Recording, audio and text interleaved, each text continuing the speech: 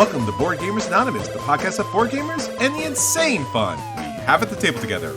This is Chris. And this is Anthony. And this is episode 493, Top 100 Games of All Time, number 80 to number 71. We'd like to thank all our Patreon backers for helping us bring you a brand new episode, but especially our new Patreon backer, Nick. Thanks so much, Nick. You rock.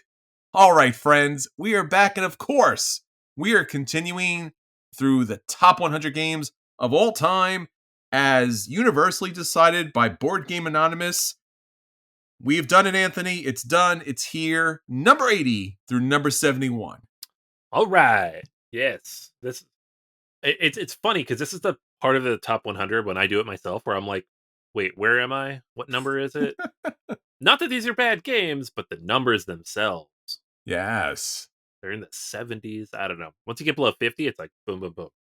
But like 70s and 60s. Where are we again? This batch of 10 has a certain vibe for me. Yeah. And I was looking at it, I was just like, oh, I don't know how this happened, but these are mostly, and we'll talk about it in a second, of course, but like it just somehow gelled together. That these fit really well for me, and I'll talk about that in a little bit. Not a lot of like, it's got a certain vibe. I'll just leave it at that for the moment. Yeah, I could see that. Mine does not. Mine's all over the place. So this week, it's pretty random. Which honestly, when I get into like the 70s, that often is what happens. It's like, Sure. these are games that used to be higher and have dropped because I don't play them, plus some new stuff that isn't high enough yet, plus some other stuff that's always been in the middle. Sure. It's like a weird mishmash. Yeah, this is more along lines of my like traditional gotta be in the list, essential games, Mm-hmm. and some oddities here and there, but like kind of like historical essential games. So it's a really exciting list. And again, thank you all for listening. Thank you all for being here on this episode, whether you're listening on your podcast player or YouTube. And again, everyone who jumped onto the YouTube train and subscribed and liked, thank you so much. We're at 887 as we speak. We still really want to hit 1,000 before we hit our 500th birthday, so to speak. So if you haven't already, please go to YouTube and subscribe to Board Gamers Anonymous. The podcast is there each and every week. And amongst a number of the videos, Anthony, you put some videos up there recently? Yeah. So there are a couple of videos that we just added from the Long Island Tabletop Gaming Expo from the spring. And if you're on the Patreon, you would have already heard these episodes as bonus podcasts back in like May, June. But I was finally able to cut my way through the red tape of Adobe Premiere and get those videos up and running. And you can watch the whole thing now. You can see the entire presentation and panel from then, along with the panels from the previous year and all of our presentations from Board Game Academics Conference over the summer. There's a lot of content up there now. So just go to Board Gamers Anonymous on YouTube. Look at the Board Game Academics channel. Ton of stuff. Excellent. Yeah, a lot of great stuff there and always producing more content. Please let us know what you're looking to see so that we can get that stuff out there. We're going to up the stakes a little bit. We talked about 10 games to give out to the people that were able to subscribe on YouTube. We're going to move that. I think we had, what was it? We had one person. We had one big game going out. Yeah, you were going to give away one game when we hit Huge 1,000. game. Yeah. So now we're going to do 10. The question is, how do we ship that? Because shipping games is as expensive, if not more expensive.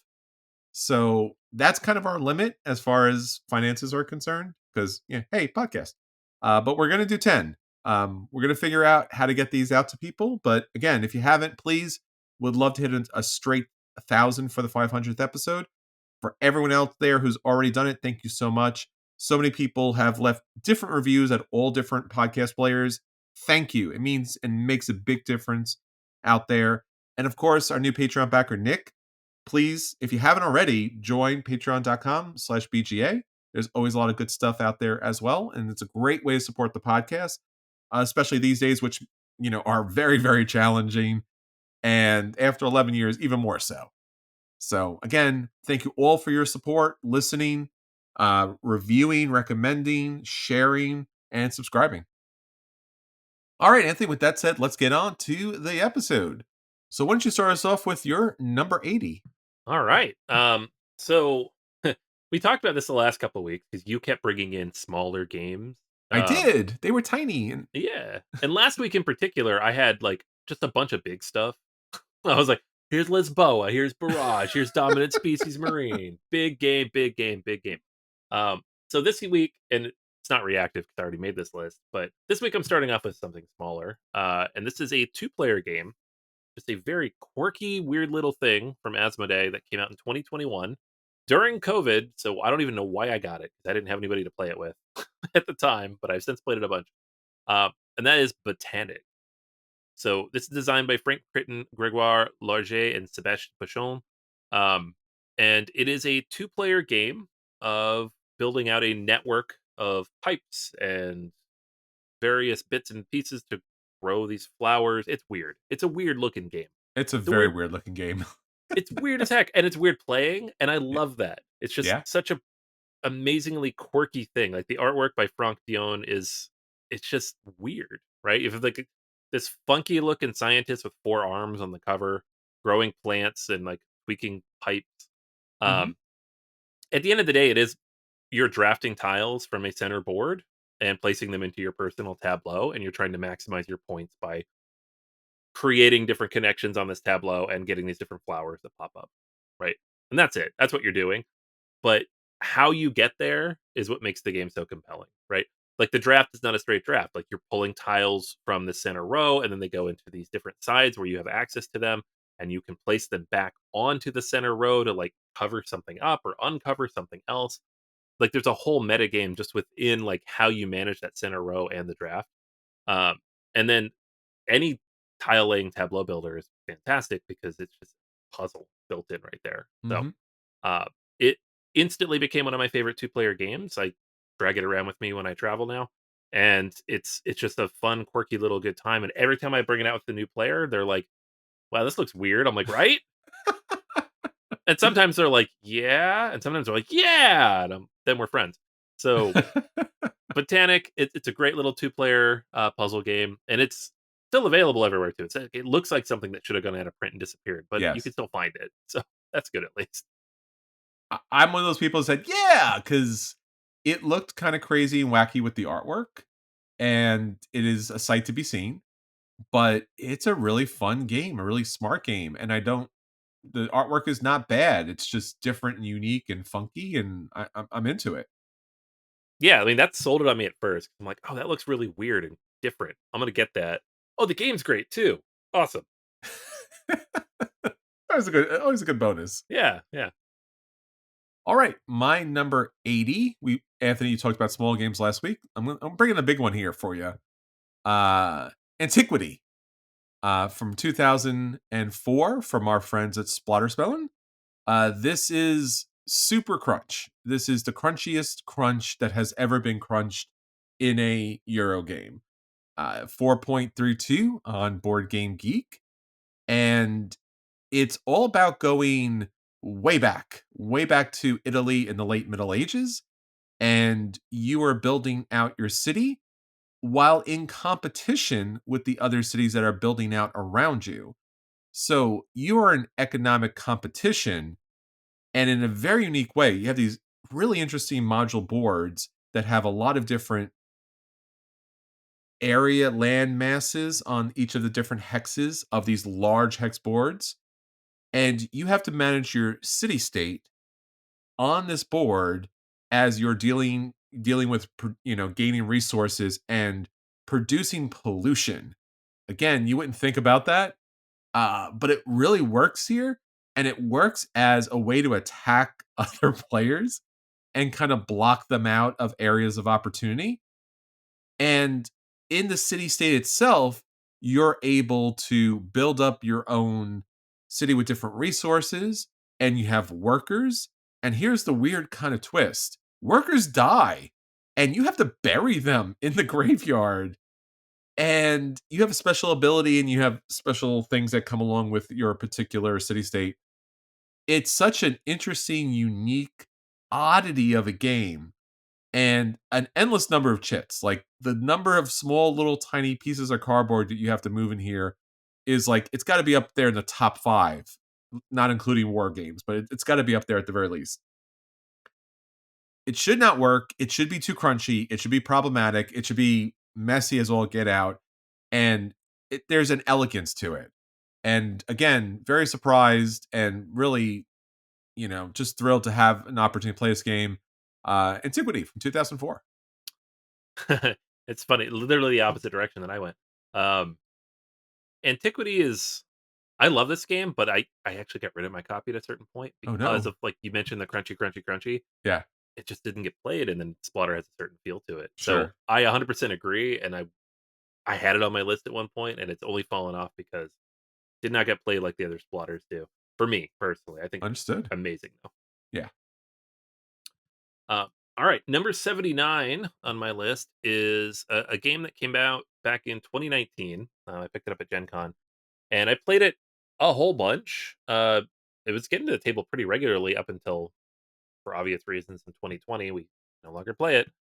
That's Black Angel, and this is the sci-fi reinterpretation of Twa, which was a game about kind of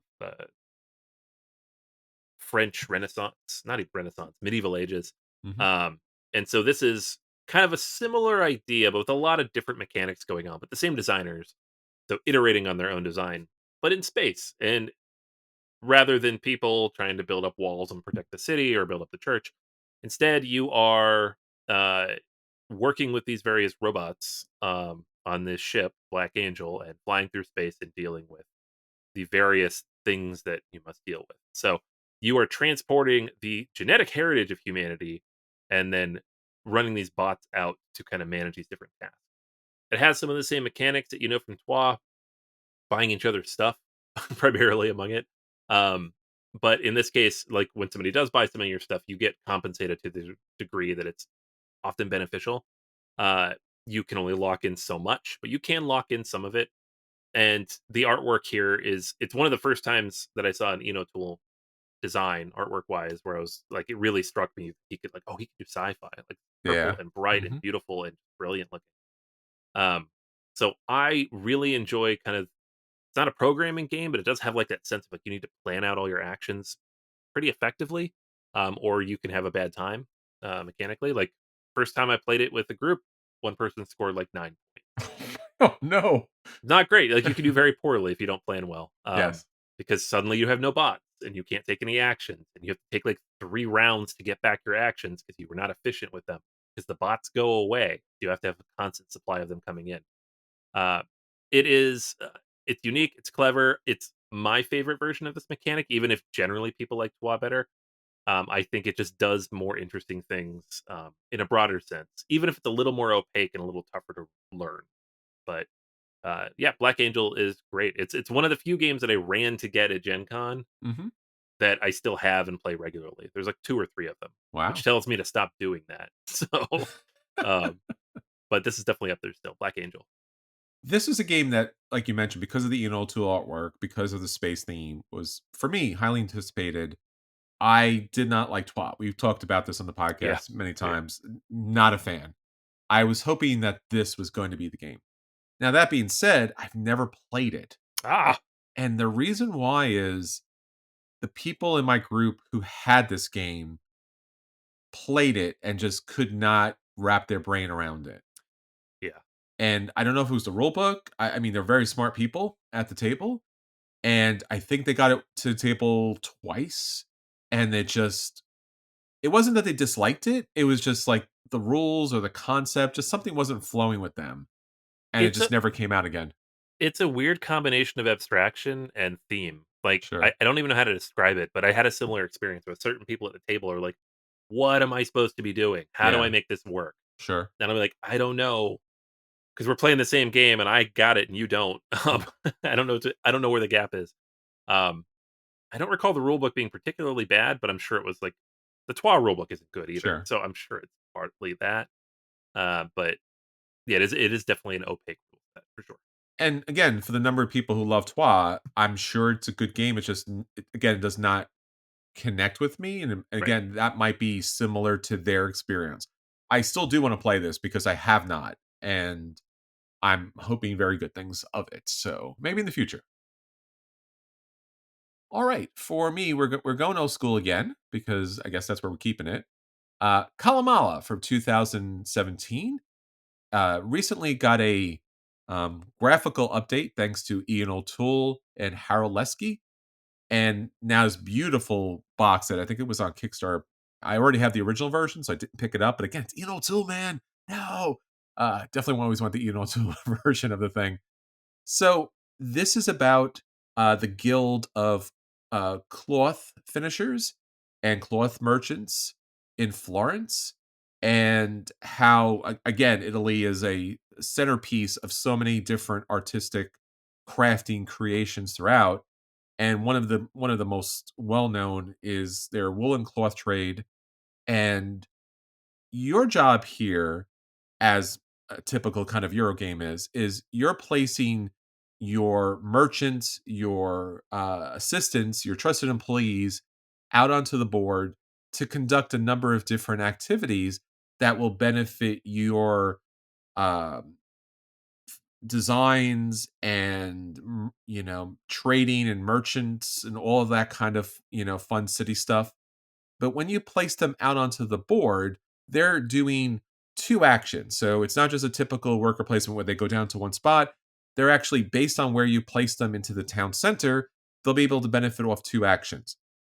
Everyone's going to be able to do this. Eventually, their work becomes so well known and renowned that they actually move up to the city council. And there's city council has its own scoring that goes on, and there's also architectural craftsmanship that's happening at the same time, and building a number of beautiful buildings, cathedrals throughout, decorations and such. It's the mechanic is so smart and simple, and it builds throughout, and trading all of these different fabrics, it's just such an interesting game. And I what I really enjoyed most about it was on the board itself, you're going to see throughout the game that there's going to be 15 different scoring periods. Those are kind of randomly placed out so you can build towards that. And I always find that really fun when a game sets you up to not build on rails necessarily, but have opportunities to score points throughout the game. Like you could skip a couple of those kind of scoring opportunities because you're not going to be able to do everything, but everything is available for you to do. And I love a game that gives you availability. It's not a point salad necessarily, but it has a lot of really great opportunities to build your own particular engines and be able to specialize, but also touch a little bit of everything throughout the game. So that's Kalamala. Yeah, I love this designer. Like this game didn't click for me quite as much as some of the other games. Like I have, I think, 2 games on my overall top 100, including one last week we talked about, Merv from Fabio Lupiano. Yes. Um, Kalamala though, like it really like it's almost it was kind of that cult hit for a long time. Hmm. Remember, I held on to a copy for a while, and I bring it to game night pretty frequently because people are like, oh, that you have Kalamala, right? Let me check Yes. that out. Um, I mean, since the Kickstarter, I think more people have it, know about it, but it's Yes. uh, but it's great. It's a great little game. Like it's so clever and what it can do in just an hour, which is always what I love about its work. Absolutely. It's not a super big crunchy game. It's just a good, enjoyable sit down enjoy with a couple of people at the table. But it offers a lot of opportunities. And again, surprising for that. And Fabiano's amazing. Yeah. All right. Next up for me, my number 78 game. A game that has been on my list for a long, pretty much since it came out. Pretty sure it made the list that first time we talked about it, and that is First Class All Aboard the Orient Express. This is designed by Helmut Oli, who designed Russian Railroads, another one of my favorites, and a whole bunch of 18XX games. Um, one of them I got in recently, 1848 Australia. I haven't played yet. I need to do that. So this is a man who knows his train, He does. and this is I'm pretty sure the lightest train game he's made, except maybe Trombone, which is like a little two-player only thing. Hmm. Um, so this one came from in the US Z-Man Games, which means it's hard to find because they printed what they printed and they haven't reprinted it since. And it is a card game. So if it's like take what you know of Russian railroads, turn it into a card game, and you are trying to quite literally build out your train. So you have on one side kind of the route that you're taking. You're building out the cards in that direction, so you can move along that route and get bonus that way. And on the other side, you have the trains themselves, which have different cars on them. Um, and then you are trying to increase the value of those cars throughout the game. So start with zeros, maybe work your way up to sevens and 12s and whatever. You get points based on that. Mechanically speaking, the game it's just so concise. It's the best way I can think of it. Like everything makes sense. It has like all the mechanics that you know and love of just like a basic set collection type of tableau building Euro game, but everything makes sense in the context of what you're doing, right? Visibly, you are building trains. Visibly, you are moving the conductor down that train line. Um, and you can see it and you can feel it and it's fun. And people are like, oh, look at, at the end of the game, somebody could walk by the table and be like, oh, you're building trains, right? Yeah. And it feels like that.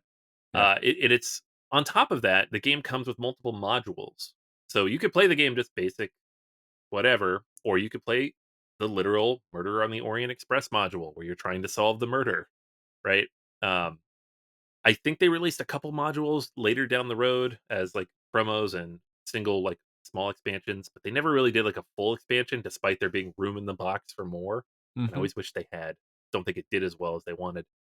But First Class, All Aboard the Orient Express. It's a fun theme. It's a fantastic designer. It's trains. If you love some trains and you just want a simple card game, it's up there. It's one of the best at this thing that it does. I wish it would come back. I think there's a lot of room here to grow and build and have new and fun mechanics, and they just need to kind of revisit that. Well, there's a lot I have to say about this because it's a little bit higher on my list. All right, we'll Not a come big. back later. All right, my number 70 is Eclipse, the Second Dawn for the Galaxy. That came out in 2020. First edition is just fine. Second edition is, I would say, a lot cleaner as far as the production, obviously streamlined as far as dealing with the expansions and how it comes together. So I'm going for this edition of the game. I got a chance to play it. Anthony, I got a chance to play this a couple of times. Really enjoyed the original. Love the second edition, and it is somewhat your 4X epic space odyssey game, and it's always been in the shadow of TI4, so it typically has not gotten the renown that it deserves. Because if TI4 wasn't in the picture, this game would be like one of the games Yeah, that was out there. It's an epic space opera with all these different factions coming together, and there's such brilliant mechanics to it, and even the production, how you're able to manage all the different resources, how you're able to upgrade your ships with all these different modules that benefit you. I think beyond the gameplay, just how they manage the player boards and all the resources is just it's brilliance. It's just straight up brilliance. And it's just a wonderful game. You don't get tired of it. Again, because of the different factions that come into play and how the different systems open up to you, but you can play this again and again and again, and it's a lot faster and easier to get to the table than TI4. But still a brilliant game that if you have not played it, please take a chance. Eclipse, the second edition. all right. As you said about First Class, this one is higher on my list, so I'll be swinging back to this in a future week. Plot twist. All right. Next up for me, number 77. This is one of my favorite worker placement games, and the only reason it has dropped this low is because I, for whatever reason, struggle to get this to the table as much. I think the theme puts people off a little. Mm. That's the Manhattan Project Energy Empire. So this is designed by Tom Jolly and Luke Laurie. Luke Laurie, one of my favorite designers. Um, and this is a game that has very little to do with the Manhattan Project, the original game in the series, other than the theming. Like it uses the same little meeples. It has the same type of artwork.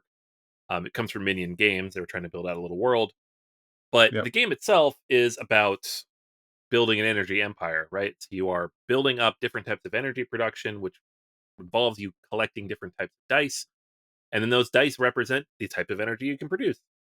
And the dirtier the energy, the more pollution it might produce, and the riskier it might be. Cleaner energy doesn't produce as much, but you don't. The risk reward ratio isn't there for that either. There's a lot of things you can try to complete. There's Tableau you can build out to have additional abilities and upgrades and things you can do. So it is worker placement, but it has all these other elements around it, right? It has the push your luck of the dice rolls. It has the event deck that comes out and it can do bad things to everybody because there's a global events, like the government getting involved and everything. Um, and then the tableau itself that you're trying to build out, and then your own personal player board where you're placing potential pollution and trying to manage that.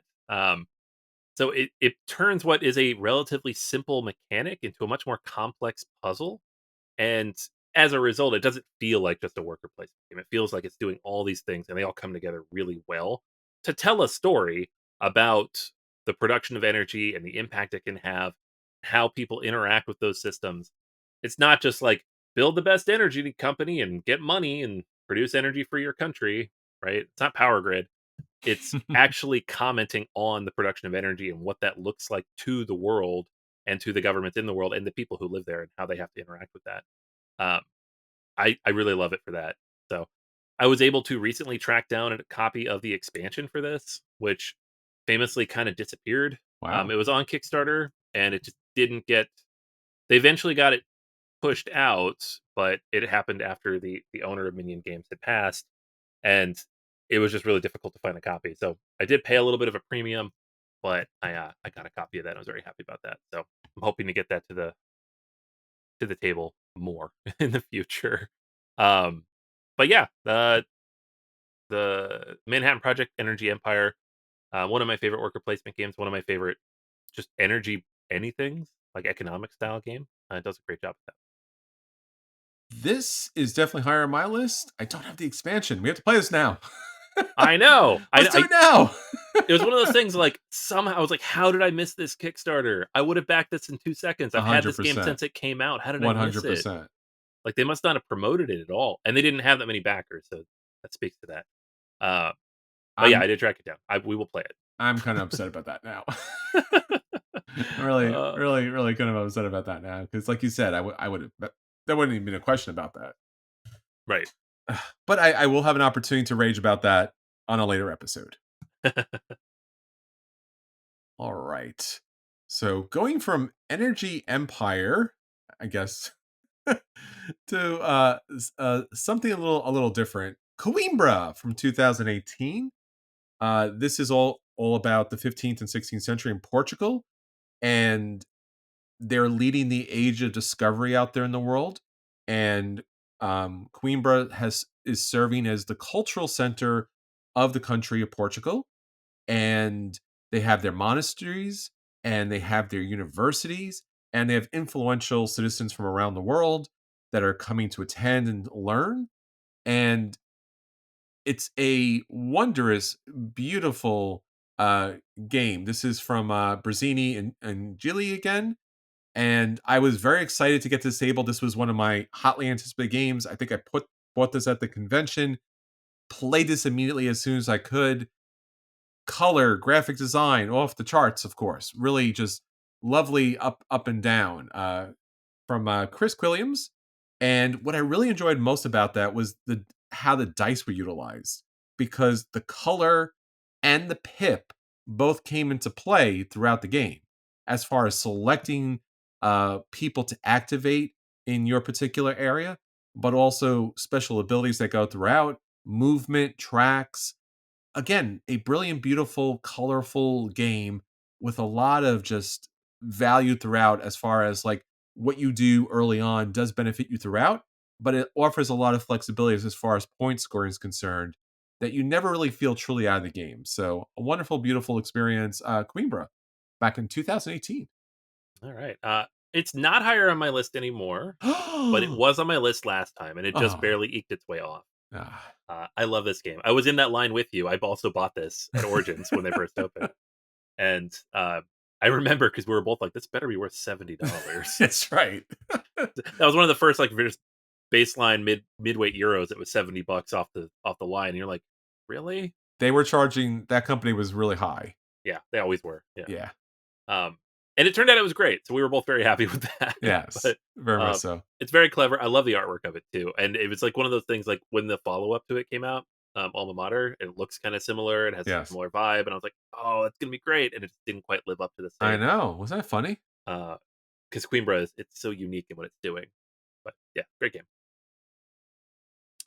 Alrighty, number 76 on my end. This one came out in 2020, uh, but it's a little bit older than that because this is Alban Viard, and he remakes and redesigns and rebuilds his games every few decades or few years. This is Clinic Deluxe. It's based on Clinic, which came out in 2014, and it is a significantly upgraded version of that game. So, um, Alvin Viard's games started coming out like about 15 years ago, and they were very minimal production. They didn't have a lot going on. They were, I don't know if they were like locally made or handmade or whatever they were, but not a lot there. I had a copy of Small City at one point. I have a copy of Town Center. Very bare bones basics game.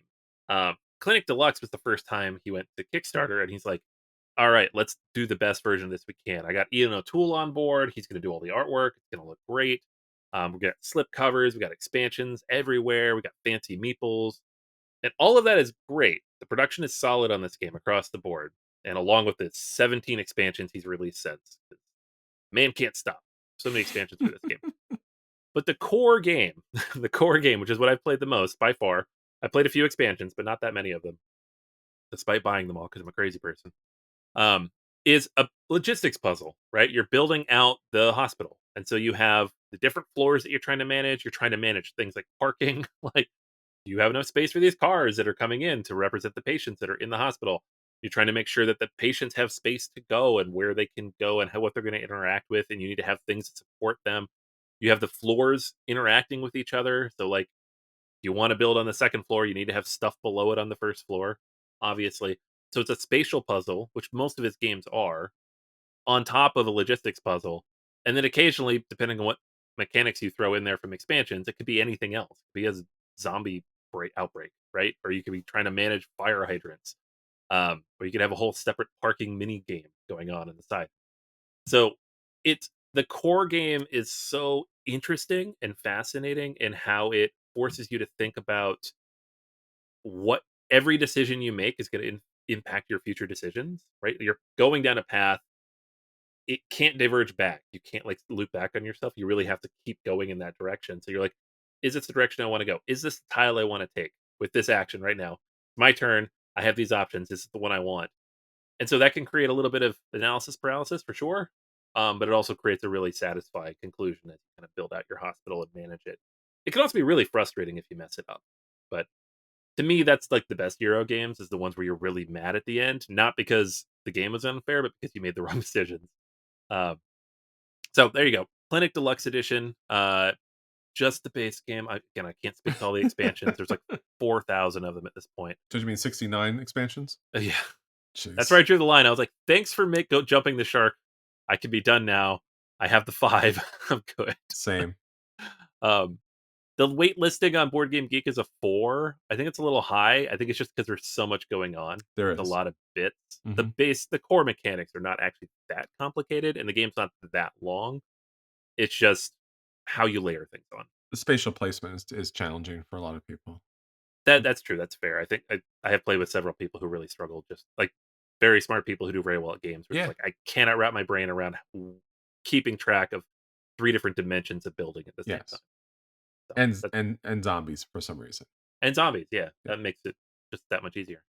Well, I could say more, and I will at a later point. Oh man, we're on a roll this week. All right. Next up is my number 76 game. Anthony's previous number 1 game of all time, Agricola Revised Edition for 2016. Oh wait, hold up. This is way higher on my list. You got to wait. I'm just kidding. No, it's not. It's not. I didn't think so. We joke because Agricola from Uwe Rosenberg and Clemens Franz, as far as the artwork, famous artwork. His artwork is everywhere when Uwe Rosenberg is. Where do I begin? What can I say new about Agricola that I haven't said so many times before? Let's go with the it's misery farming, right? Yeah, Like it is. You are growing up. You're growing a family in the 17th century, and you are dealing with all the challenges and the issues that come along with, having a small farm, which primarily includes feeding your family, which way back in the day when I first played this was like, what? I've played plenty of worker placement games and you never had to feed them. And you have to feed people? Yes. And you can also give, you can have babies. And that was a thing that you could do too. But you have to have room to have babies. So like it was such especially at the time, such an innovative idea of incorporating real life, real world situations and mechanics that you had to deal with. What really puts this over the top as far as a tabletop game is concerned is the truly thematic gameplay. In order to grow your crops, you have to plow the fields, plant the seeds, harvest the vegetables. And then if you want to make food, I mean, obviously you can eat the vegetables straight, but if you really want to make food to serve the whole family, then you have to bake the bread, for example, right? There's multiple steps that you have to take in order to serve your family and to score additional victory points by overproducing enough to sell to the markets, so to speak. Now, there is a deck of cards. Actually, there's multiple deck of cards that come into play this game. And there is a drafting mechanic. Now, you can play the way where you just get random cards, but that really honestly never really works well to anybody. And there's a family edition where you don't play with the cards at all. But primarily, the game is very much about the different decks of cards that can come into play that really open the game up. Gives you different occupations, gives you different specialties that you can utilize, gives you different equipment to benefit your farm. And it really creates a little difference between your gameplay and what you can do versus what other people can do at the table. So playing those cards and knowing those cards are challenging for new players. And with the number of decks that are out there now, it's both challenging but also exciting because it really adds a lot to the gameplay. So Agricola, the revised edition, there's many editions out there. There was recently a super crazy deluxe edition, but the revised edition is more than enough. And that came out in 2016, and I still love it to this day. It did come out in 2016. Mm-hmm. That's true. I could say that about that game. Bold statement, buddy. Bold, Bold statement. bold statement. You could also say Animeeples, because that was the thing that came out with Agricola. That's true. I do love Animeeples, and now they're in Yes. all those games. So. I know, but they weren't back in the day. I know. Yeah, I remember you had to buy them separately until you. know they used to be everything was a disc and a cube. Yeah, I can't imagine playing any of those games with discs and cubes. I'm telling you. Alrighty. Number 75 for me, and you can tell how much I like this game because I had something else here in the spreadsheet, and I was like, I don't think that's right. I think that's the wrong thing. I think I changed that at some point. Are you saying it both is and isn't? Yeah, well, exactly. Your It number both 75? was and was not on my list because That's right. when I did a Control F, it was not on the list. I'm like, that's not right because this game is definitely on my list. It's Cat in the Box Deluxe Edition. This is a trick taking game that. Mhm. So the original version of this came out many years ago in Japan, and Bezier Games brought it to the U.S. with Cat in the Box as a deluxe edition. Just a fancy inset board, get like cool little artwork on all the cats. And the reason I love this game in particular so much is because it's almost like a social experiment. It and at the end of the day, it's just a trick taking game, right? But when you remove all the suits, especially the first round or two you play with people, it's fun to watch how they react to that. Because it doesn't actually change the game, but it forces you to think a little more abstract about what you're doing, right? So you have hands of cards, they're all the same suit because it's all just that black cat in the box that may or may not be red or blue or green or yellow. Um, and so you're deciding what color any one card is going to be. And then you place a cube onto location on the main board saying, I have played the red too, right? But you have to think about like, okay, what might other people have? Not necessarily the colors, because everybody has the same cards, but the numbers, and then what's already used in those numbers, and then ultimately which suit can I abandon Mhm. by saying I don't have it? Because you can't then later have it. That would be a paradox. So you're like, okay, you played a green 3. I'm gonna jump to the Trump suit and say I have a red 4, so I could win this hand. But now I'm just saying I have no greens, right? Because I didn't play any greens, so I Mhm. changed suits. Um, and so that stuff, it like really breaks people's brains trying to think about like, okay, well, when can I do this and how can I do this? And inevitably somebody always runs out of suits they can play by like the fourth or fifth card of a hand early in the game, and goes to Paradox. And then Paradox, obviously, you're just going to lose points. So I ultimately, at the end of the day, I love trick taking games that allow me to play my own little game and solve my own little puzzle with the hands that I'm playing, regardless of whether I win suits. It has a bid mechanic. You say how many hands you think you're going to win. I also love that because then I can work towards something regardless of the quality of my hand. Um, it's great. It's cute. I didn't get the mega version because that seemed silly and unnecessary. But Cat in the Box Deluxe Edition is a fantastic little game that just keeps hitting the table because it's a fun thing to show people, especially people who do not play games. It's just Mm. like, you want to see something weird and cool? How about this weird little Paradox card game? So there you go. It's a great game. It didn't make the list, but it was certainly up there. And I play a lot of this, and I play even on Board Game Arena. Mm, And I don't know, like there's been a renaissance with trick taking games recently, and this seems to be the one that it's kind of won out as far as what hits the table. And it's not just because it's cute and adorable, because it is certainly cute and adorable, but yeah, it's very smart, as you mentioned, with pulling the colors off, but also like the wagering that goes yeah, along with it, and the spatial element of like trying to get certain numbers together. So I don't know, like it's strength, but it's also its weakness at the same time because it's not a pure trick taking game. So it's both at the same time, which again, not intentional. It's yeah. really not intentional Or fun. maybe it is. Maybe it Maybe it is. is. We don't know. All right. For me, again, small little tiny card game that I enjoyed. I was so hotly anticipated for this that when we got to Gen Con and we got there early, running throughout the convention center to get this little tiny nothing of a box game that must have been like $15 at the time, and just waiting at the booth the whole hour expiring of VIP time where I could have went anywhere and spoke to anyone, but I wanted this game. I wanted to be able to review this game. I was so excited about it. This is Castles of Burgundy, the card game. Uh, you probably all know Castles of Burgundy, but you may not know that there was a card game version of this out there.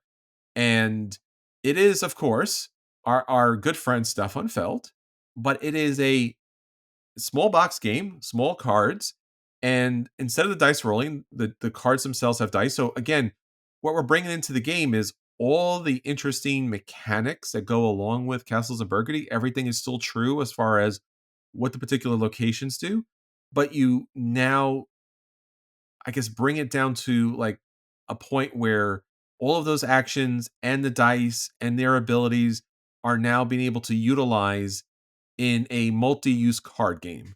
And as I spoke about this before, I love multi-use card games. I love the idea that each card has a number of different opportunities to do different things with. So it's fun, it's fast, it gets you the Castle Burgundy fix in a very short amount of time. So Castles of Burgundy, the card game, way back 2016. Great little game. Yeah, this was on my list for a long time. It kind of fell off this year. I didn't really even realize it until I checked last week. Um, and I'm 'Cause- I'm not unhappy about that. I do play the new one a fair bit, but mhm. it it's still fantastic. Like, it's one of those things, like, I have this and the dice game kinda slammed into the same little box, the tuck Mm, box, and they're just fun to bring with you because the card game does take up more space than you think it should for a card game, sure. but it's still very portable, which is great. Especially compared to your new super deluxe version of Castles of Right now, Burgundy. I have, like, the least portable version of this game. I was like, "I love it, it's higher on my list, I guess, but I don't know." I have this box with these little tiny cards that it could do a lot of things, or the super giant deluxe acrylic version. I Which one know. do you want to play, guys? I know. I got in 2 games this week that are Mhm. both just enormous, stupid boxes. I'm like, "What am I doing? What am I doing? This is too big." You're building an extension on your house, is what you're gonna be doing. I know, well, I'm gonna build them with the games. They're I big enough to know. be wall pieces. Alright, next up, we have a game that I used to think was in a big box. Number Sure. 74, Fields of Arle from Oh 2014. yeah. This is Uwe Rosenberg taking his 1 to 2 player formula, which he had in, like, Agricola All Things Big and Small and Le Havre Duel, or Inland Port, I think I called it. Um, and he's like, "Let's do that, but in a giant box, like Agricola size, but even bigger." and now we have the ultimate 1 to 2 player worker placement game. Which I would still argue it is even now. Now, with the expansion Tea and Trade, you can play up to 3 people. Um, I don't love that. It makes the game a little longer, and I don't think the expansion adds too much. It had to like a pick up and deliver mechanism, which is kind of cool, but I don't know. I like the base game a lot the way it is. This is the first one I think that really did the like sprawling sandbox mode. Like Caverna has this a little, but it's programmed a little. This is like the proto Feast for Odin worker placement board, Mm. where you have just so many options. And the difference here is you have like the 2 different seasons to choose from. So or the different times a day. So you're not always able to choose from all of those options, but there are a lot of options. Sure. So it is one of those games that where you don't want too many people around the table because otherwise you're just staring at it forever. Um, which we'll get to a game later that I want to talk about that does that. So uh, it's fairly it's relaxed, it's simple. The things you're doing are very simple. You have like a personal player board. You're removing the I don't know, the thing you do in Uwe Rosenberg games. You remove the detritus, the stuff, and then you build on top of it. Mm-hmm. Um, and it's all seasonal based, and it's just very cozy. Just like it's like it reminds me of playing like a video game like Stardew Valley or something. It's a very cozy thing. You're just building these things out. There's not like you're not going on epic quests. You got to feed people, but you're not going to like suddenly all die in the winter, like in Agricola or other games. There's a lot of options to choose from, so you can kind of take a different path every time. And it's great as a solo experience.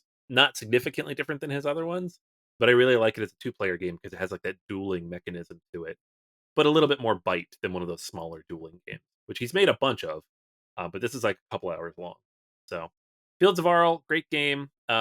Don't necessarily need the expansion, but can't go wrong if you just want more of it. Uh, yeah, it's Mm-hmm. like at least my third, maybe fourth Rosenberg game on this list so far.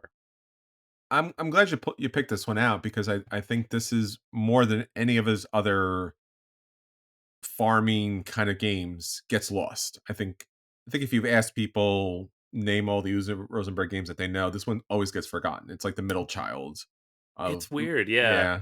It came out the year after Caverna and like a Oh, year and a sure. half before Fields or Feast for Odin, and I Oh, think yeah, people that's what I'm just saying. like disappears. Yeah, 100%. Those are two big games, two Yeah, like epic, massive, wondrous games, and then they're like, "Hey, you remember me?" Like, "Aw, you're there. You exist, right? You're yeah. you're a thing." This is like one of those games when you look at the top 100 on Board Game Geek, you're like, really? But it definitely deserves to be there. So yeah, check it out. All right, let's get some fun stuff out here. We went small. Let's go big. My number 74, Through the Ages: A New Story of Civilization. That's big. Oh yeah. Back in 2015. Obviously, this is the second edition reimplementation from Through the Ages: A Story of Civilization. This is the better version of it. This is a streamlined version of it. Beautiful artwork, beautiful game design. Vlado Chvátil, uh, just amazing. It is, a lot of people will say, I don't know. Like, it is one of the greatest, if not the greatest, civilization games of all time that's ever been out there. There's an app. App is also very good. I highly recommend the app because this game takes a lot of table space up, and it's a beautiful, streamlined journey through all the different ages of civilization with the military factions, with all the different leaders and how thematically they play out, and then utilizing resources, but also managing population and dealing with the population, allowing you to explore new islands and gain new resources, but at the same time dealing with war that often happens and people kind of conflict with each other. And again, especially back in the day, like, Euro games were not known for their conflict. And to have a civilization game that has such a thoughtful military war kind of mechanic that benefits off a lot of different things. What era of civilization is your military like? What form of government do you have? What is the benefits of that particular leader? Are they a military strategist or not? And a lot of that sometimes you can mostly avoid. The cards allow you to do a lot of different things, and science is especially handy. And building all the different wonders, obviously, it breaks, history, so to speak. But there's just so much goodness to it, and each of the cards just gives you so many different ways to play. So enjoyable, a wondrous game from CGE, and a brilliant expansion. If you haven't played the expansion with the new leaders, I highly recommend that as well. Through the Ages: A New Story of Civilization came out 2015 and still just kicking so much butt these days. I mean, still as good as ever. Wonderful, wonderful game. We'll talk about it some more soon. Oh, that seems like a hint of sorts, a Yeah, foreshadowing even. foreshadowing of what's happening in some week in the future. Um, all right. Next up for me is a game that I thought I would hate, and That's a I good way have to start. I really did. I thought I would hate this game, and I avoided it. I think you reviewed it at one point, and you're like, "It's great," and I was like, "Nah, nah, it looks bad." I think this is the game. This is it. This is yeah. Go ahead. Yeah, no, that like I remember having this conversation. You're like, "No, you should try it. You'll like it." I'm like, "Nah, I don't think I will." Um, this is Martin Wallace's Mhm. Australia With a from Z. 2018 with a Z, with the big old Z in the middle there. Because reasons. Yeah, I don't know what the Z stands for because it's not Cthulhu, um, but you got to make it weird. That's how you make it weird. Yeah. So this is a game about alternate reality in the 30s, and you have Cthulhu and all his buddies invading Australia, and you are I don't know what fighting them off, bending them. I don't know what you're doing, but it's this like you look at the map at first, you're like, oh okay, it's got almost a war gamey kind of look to it. Mhm. All these different tiles and discs and cubes all over the map, and you have all this hidden information out there, and you're moving around, you're trying to interact with it. And at the end of the day, what the game actually is this very clever puzzle where you're trying to make sure you have what you need, and at the same time interact with the right spaces to generate points for yourself, and then also somehow communally dealing with these threats as they come up. Because you could all just lose, despite the fact that the game does still have a winner. It's not cooperative. No. Um, and I love games who find a way to do this because so few pull it off. Of like, there's a common threat, there's a bad thing that affects everybody. Put yourself in a position where it affects someone else more than you, right? Put yourself in a position where you're going to generate a lot of points and still be able to deal with the threat while somebody else cannot generate those points, not deal with the threat. And it's such a clever way of doing that. And it has like those little things that Martin Wallace for, right? Like there's route building, right? There's like, you're dealing with the grid, you're dealing with a map. Like this is a guy who likes his train games and he likes his card based games. But at the end of the day, it's doing so much unique and creative things within this space that like the only other game I can think of is from him that is as weird as this is his other Cthulhu game, A Study in Emerald, Mm, which might be on my list if I could ever find a copy for less than like $300. sure. Like I haven't played that game in 10 years. But I remember loving it. So it's somehow makes an adventure game, which I don't generally like, and it makes a Cthulhu game, which I almost never like, and it combines those with enough Euro mechanics to make it just like a fascinating puzzle and experience, and it's great. Expansions are good too, but just by itself, Australia, it's I thought I'd hate it for all those reasons and above, and then Chris, I didn't listen to you, and then a friend brought it over and made me play it, and I was like, oh, this is Thanks, man. good. Thanks a lot. I do Well, a podcast on board games, I you know? wasn't gonna go buy it, but if someone brings it to me, I'll play it. If you'd brought it down here, I would have played it. Jeez. It's a Frankenstein of Mhm. other games and other themes. It is. And don't forget the military. It's a military game too. It's a war game. Yeah. Yeah. All these things. How did he do that? I I don't don't I know. don't know. Again, when someone was like suggested this, I'm like, "Oh no." I mean, for all the reasons that are included in that game, but I will say more at a later date. Ooh, we are on a roll this week. I'm telling you, got a lot of matches. If you're keeping track, that's a lot for this episode. Yeah, right? It's like half of them. All right. My number 73 for me is in some ways a little bit of a throwback just because back in the day this was so revolutionary as far as a game was concerned.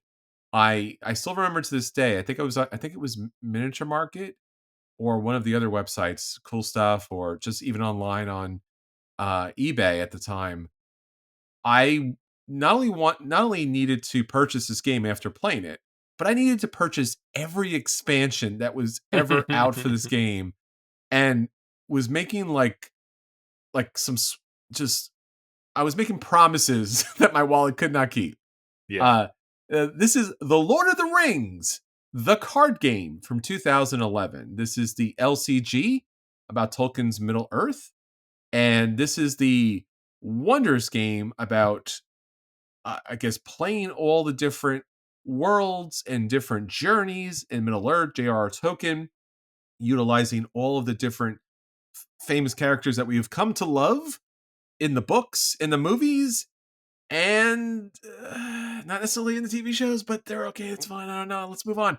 So, this was a living card game above and beyond. It took some of the great elements from CCGs and put it in something that you could play again and again, and you can play with other players, or you can play solo. And I mean, the artwork is fantastic. The gameplay is fantastic. Designer Nate French is fantastic. All the artists that here are wonderful. What a beautiful, wondrous game to get to the table. Lord of the Rings, their card game. Yeah, this we'll talk about this a little bit more later, but I did want to just comment because I do think it's funny you talked about trying to find all the expansions. I was 100% on this track for a long, long time because they don't reprint enough of these stupid things. Nope. Thankfully, they started doing the revised edition, but when they did the revised edition, it's just like we're gonna take from this cycle and then this one over here and now this one over here. It's so random, Yeah. and I'm like, I don't know which of these I already have. And then I at least once or twice I bought something I already have, and I'm like, gosh darn it, which I guess is why they did that. Yes. Um, but I will also say, last thing before I talk about it later, uh, you can play through the movies or the book. Like they Hmm. have those sets, which is great. And those are available now. So worth checking. Absolutely. All right. Next up for me at 72 is uh so this always annoys me, but the game I have is Texas Showdown.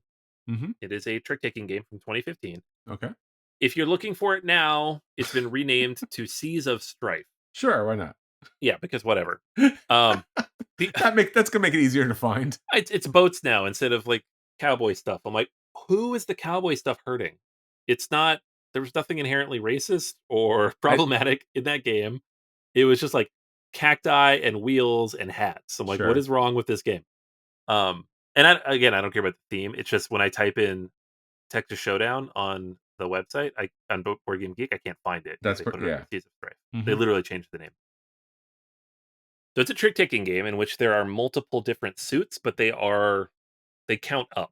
So it's a trick taking game and a ladder game, and that creates a lot of interesting situations where like the top of the top, you might have the wheels, which there are 5 of between 61 and 65.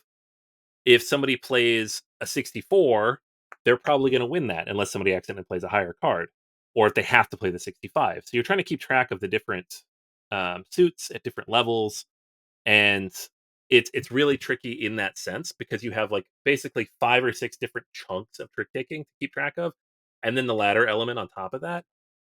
Plus, you're bidding and you're trying to get rid of all your cards. So it's a very clever trick taking game. It's very quick. It's one we played over and over again, multiple rounds, and I really enjoyed it. I still have my copy. I don't know if you can get the Texas Showdown version. I don't think it matters. Again, Seas of Strife is the same game. Hmm. Um, but it's just a fun. There's always something to do within the context of the game. You're never like stuck with a bad hand because no matter what cards you have, you can work around them because there are all those different suits to work with. So, uh, Texas Showdown. I refuse to call it the other You're gonna hold to it, huh?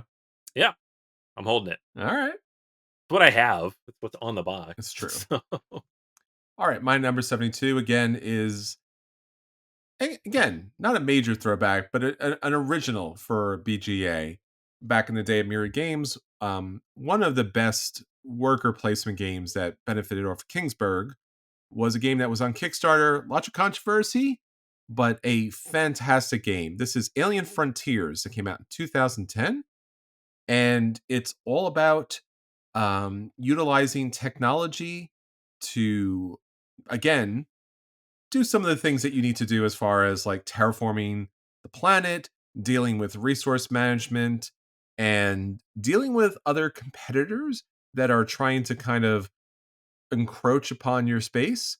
You're building colonies on this newly discovered world.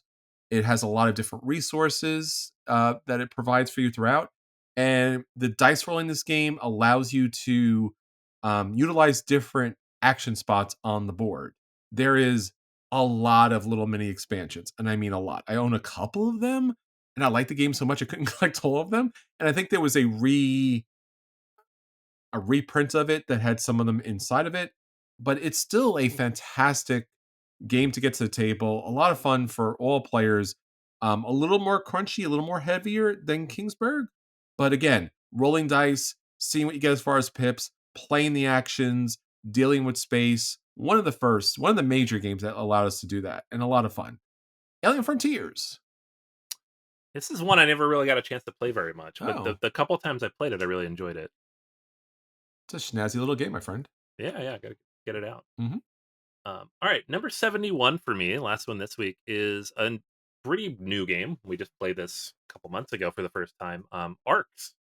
This is the new one from Cole Worley that shipped over the summer. Which, if you pay any attention to board games, you already knew that because it's everywhere. And it is a game of galactic conquest, trade and conquest. I don't really know how you want to play it, but you have different factions, and it's space opera ish. They call it space opera, but it's very quick in terms of how you play it, with a trick taking element to the card play. And I say element because some people will call it a trick taking game. I don't think that's accurate. But the way you play the suits of your cards will determine how many actions you can take, and those actions will determine what you can accomplish on the board. And those can be things like generating resources or moving into other people's territory, attacking people, so on and so forth. Um, the main core of the game, though, is you're declaring these different ambitions, and the ambitions will be things like having the most of this resource at the end of the round, or having the most captured ships at the end of the round. Um, and that element, like kind of the push your luck of going all in on an ambition where the points are going to come from, but you don't necessarily get those points unless you have that at the end of the round, really creates some tension there, especially like with multiple people at the table. One person's kind of pulling away from one region and then they claim that ambition. Like, how do you respond to that? Such a fascinating experience. Um, the game itself, once you know the rules, plays fairly quickly. And this is the base game, mind you. I haven't really played with the full campaign yet. I've pulled it out. I've kind of run through it, but I have not like sat down and gotten a chance to play like that 3 arc campaign in the Bladed Reach expansion. I really want to do that. From what I've seen and what I've experienced and what people have told me, I'm like, this game will probably be higher on my list in a future year because of that expansion. Hmm. Um, but as it is, presented here, it's just a really fun, quick, accessible, and you want the lore and leaders cards in there to kind of give you that asymmetry at the beginning of the game. But with that material, the game really just it flows very smoothly, right? It's not quite up to the way like Root is, just as a base game by itself, but I really enjoy it quite a bit, and it stands out a lot in terms of like you want a space opera, but you don't want to sit here for 5 6 hours. You got Arcs. Yeah, I wish I had the opportunity to go into the whole campaign mode because that Yeah, seems where the game kind of lives. yeah, no, it's what little I've seen. I think it's probably steps above this even. I like this a lot. I really enjoy it, but Hmm. it just is what it is, right? It doesn't have that emergence that the Oh, full version will sure. have. I do appreciate the fact that you can literally break the that portion of the core game off, Yeah, and still have a fully playable game, considering all of the expansions and campaign stuff that comes along with it. right. Yeah, I'm kind of glad they didn't sell it like it's just one because it the expansion box is like 5 times the size of the base box. It's huge. It's this big jumbo again, a big jumbo stupid box in my Sure. basement now. Um, whereas this is like the size of a root box, which Yeah. is great. It's accessible. It's quick. You know, good. I think that's a note for publishers in the future. Like, Yeah, if you're do gonna that. do one of these gigantic big boxes, like we appreciate it. Like again, this is a monkey paw situation. We asked for this. We know it's our fault. We wanted everything in one box because having multiple expansion boxes was problematic for a lot of ways. That being said, we can't move these things to game nights. I So know. It's no good. please give us a way to actually transport these things because it's a problem, right? It's a first world problem, but it's still a problem nonetheless. All right, my final game for the list is my number 71. An original, a classic, a modern day classic. Plays with everybody and is in box stores because it's King of Tokyo from 2011. This is the genius, the man, the mystery that is Richard Garfield, along with a large number of great artists. It is the classic kaiju movie monsters that are battling out on the table for literally King of the Mountain kind of situation. There's a couple different versions of this out there. There's King of New York, which I enjoy a great deal. I love the destructible buildings and how the military comes into play. There's King of Tokyo Dark Edition that just takes the basic edition and adds a couple of different new modules and expansions. All very good. I have not played King of Monster Island. Thematically, I think I'd like it, but I have not heard the best stuff about it. But again, King of Tokyo. The basic King of Tokyo with the expansions or the dark version or the New York version, fantastic. You're Yahtzeeing yourself to success. You're rolling a handful of great dice. You're picking up special power-ups with energy. And then you're either trying to get all the fame possible to win or trying to knock everyone else and end up as the final player. It's a player elimination game that is tremendous fun. Plays fast, plays rapid. Everyone can play this at the table. I love it. I own a lot of it. Not all of it, because again, they went a little crazy with all the monsters, which I appreciate it, but they became really expensive. Yeah. But it just goes to show the fact that I did love it so much that I did follow that train at least a little bit. King of Tokyo, 2011, Richard Garfield. I mean, is there anything this man can't do? Please tell me. Apparently not. Like, yeah, we've already talked about at Bunny Kingdom I the first know. week, and now King of Tokyo. He We don't could- even touch on his big game. He could just done magic and just like been like a cultural icon forever. And he's just like, Yeah. no, other games. They're just like, really? And I they're like amazing. games. Yeah. Like, you could tell he's just at home tinkering. He's like, I'm bored. I'll make a game today. And King of Tokyo is pretty huge. I mean, it's big. It's out there for such a long time. Oh, yeah. Yeah. It's very successful. Great game. All right, everyone. There you go. Our number 80 to number 71. We hope that you enjoyed this episode. I hope that you'll stay with us for our next episode where we go through number 70, number 61. They only get better as the list goes on. Again, thank you so much for listening. Until next time, this is Chris. And this is Anthony. And we'll see if you all see you at the table. Take care, everyone.